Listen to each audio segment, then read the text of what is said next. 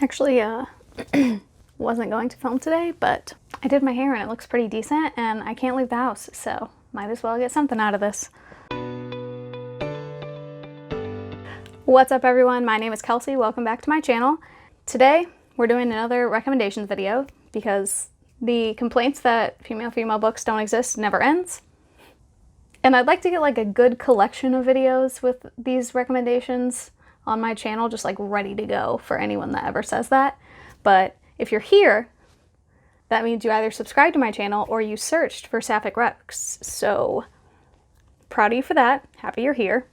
These videos I do like a variety of genres, so this is no exception. I have young adult and contemporary romance and sci-fi. No fantasy in this one, that's weird. I guess it depends on your definition of fantasy.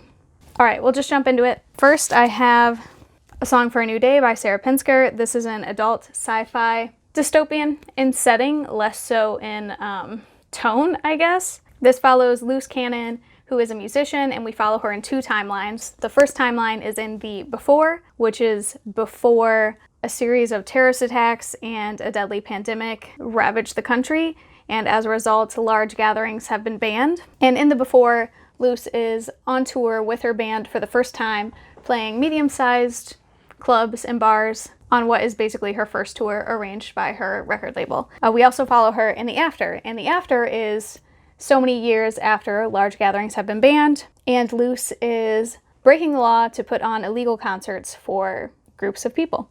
We also follow Rosemary Laws, who is too young to really remember the before, so her only knowledge is of the after, where like goods and groceries and drinks are all delivered via drone, and most entertainment is through what they call hoodies, which are basically virtual reality headwear. And these hoodie things are like a household staple, everyone has them. And Rosemary works for like a huge Walmart, Amazon kind of corporation doing customer service, but she attends a free live concert via virtual reality and then pursues a job doing talent acquisition for another huge music corporation.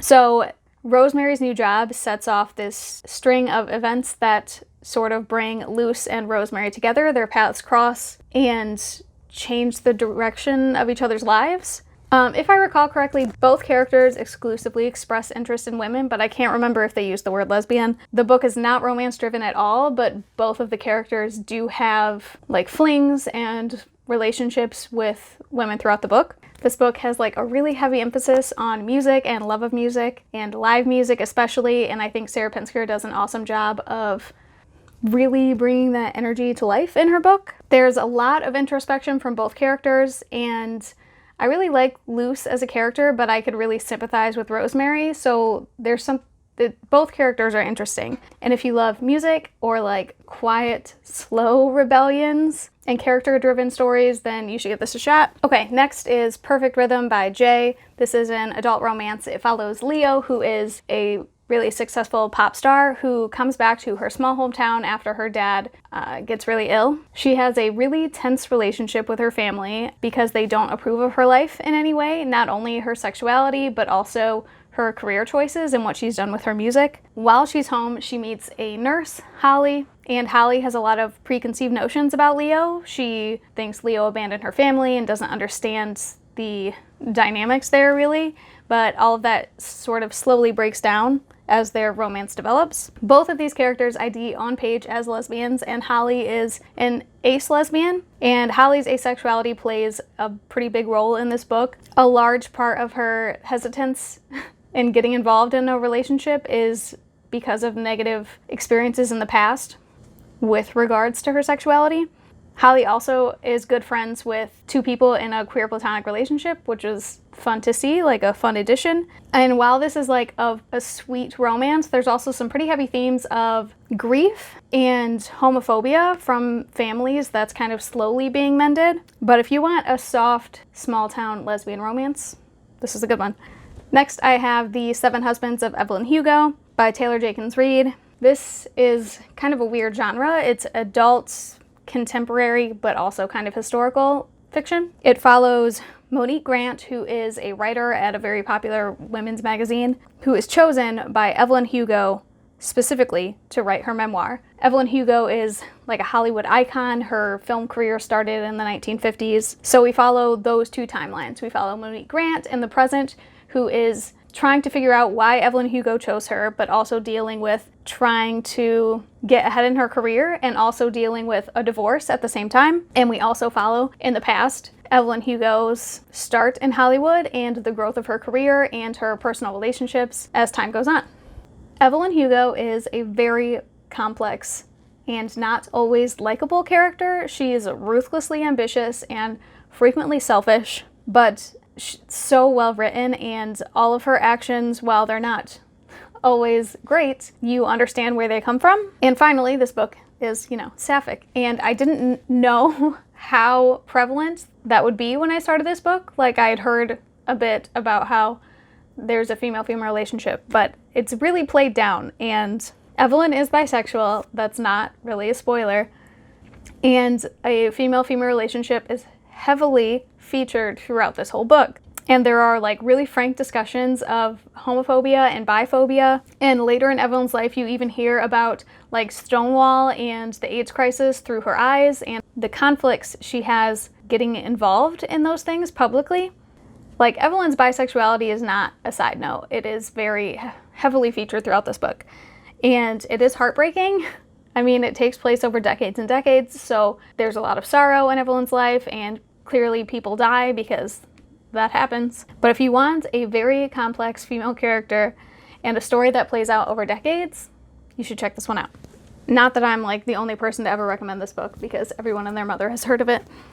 Okay, next I have Dreadnought by April Daniels. This is a young adult sci-fi. I think it's superheroes, and I never know whether to put superheroes under sci-fi or fantasy.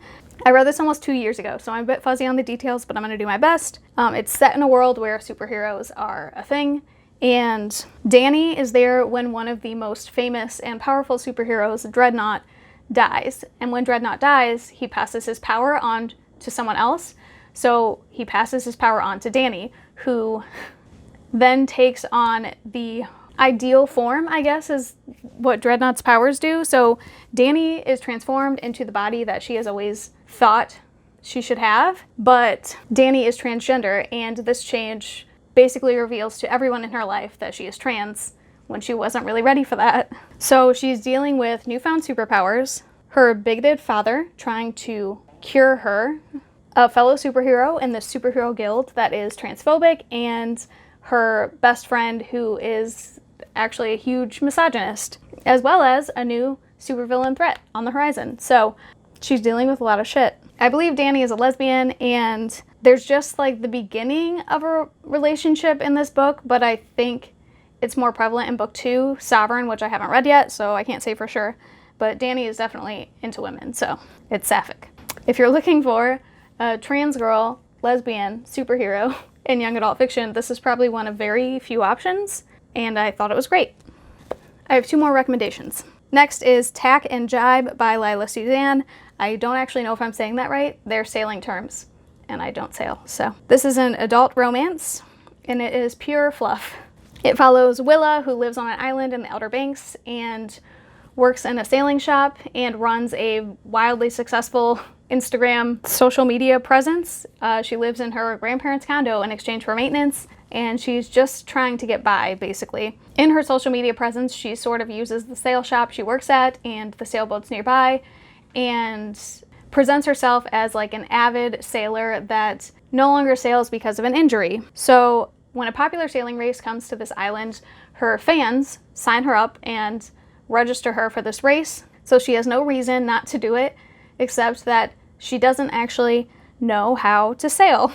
Her social media presence is just a giant lie, and she got her job under false pretenses. So she has to figure out what to do next. So in order to save herself from having to reveal that everything was a lie, she seeks out a former winner of this race who still lives on the island and is now a realtor, and her name is Lane. So she begs Lane for help, and Lane finally gives in exchange for Lilah's help setting up a successful social media presence for her realtor business. Of course, this is romance, so the two develop feelings for each other, and It goes from there. There's like some miscommunication, but I thought it was not cringy. It made sense, their miscommunication, not just two people not fucking talking to each other. They're both dealing with unresolved shit with their families. There's an age gap here, so Lilah is in her early 20s and Lane is in her late 30s, but Lane is a late bloomer for coming out, so even in her late 30s, she's just now going on dates with women. Lane is a lesbian and Lilah is multi-gender attracted. She actually states she doesn't know which word to use within the book, so that was cool. And like I said, it's like it's cotton candy read. It's pure fluff. Even the cover is like, it looks like cotton candy. It just looks sweet. It's super atmospheric, very beachy, perfect for summer. If you want a romance, it's a good one. Okay, and last on my list is The Abyss Surrounds Us by Emily Skrutskie. And I really restrained myself from putting this on the first list because I talk about it all the time and I was like, I'm gonna do one video about Sapphic Rex without The Abyss Surrounds Us. So I had to put it in this one.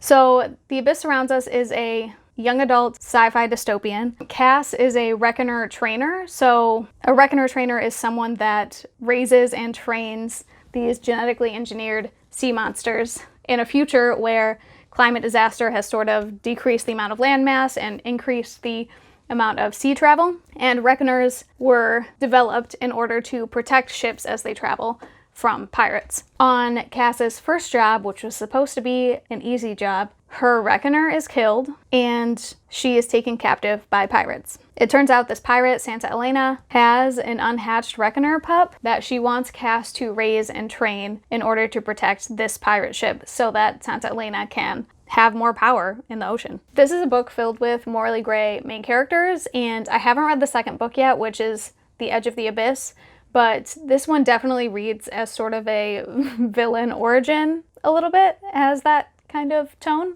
And like, no one is a good person here. No one is a truly good person. Everyone is making selfish decisions. Our love interest, her name is Swift, and I'll never forget this interview I watched with the author of this book who said that Swift was kind of meant to be the stereotypical bad boy character that was really popular in YA in the early 2010s, late 2000s, but female, sort of a nod to that archetype. And it plays really well. I love Cass and Swift's relationship. It's very enemies to lovers, very tense, and it starts not in a great way. It's not a super healthy relationship, but damn, I love it anyways. I literally recommend this book to everyone, and I think you should read it regardless of what you're looking for, but especially if you like young adult sci-fi. There's not a lot of it. This is a great choice. Okay, those are all my recommendations for this video. I'm definitely going to do more of these. I have quite a backlog of stuff I haven't recommended yet, and I'm always reading more. I've been having really good luck lately, so hopefully there will be another one fairly soon. If you have any Sapphic Rex or female Rex, please put them in the comments because I'm always looking. I post book-related videos every Wednesday, so if you want to see more, subscribe. If you like this video, hit like. If you want to keep talking, you can find me on Twitter or Instagram at Kelsey Reads or Goodreads at Kelsey Lynn Reads. Otherwise, I'll see you next week.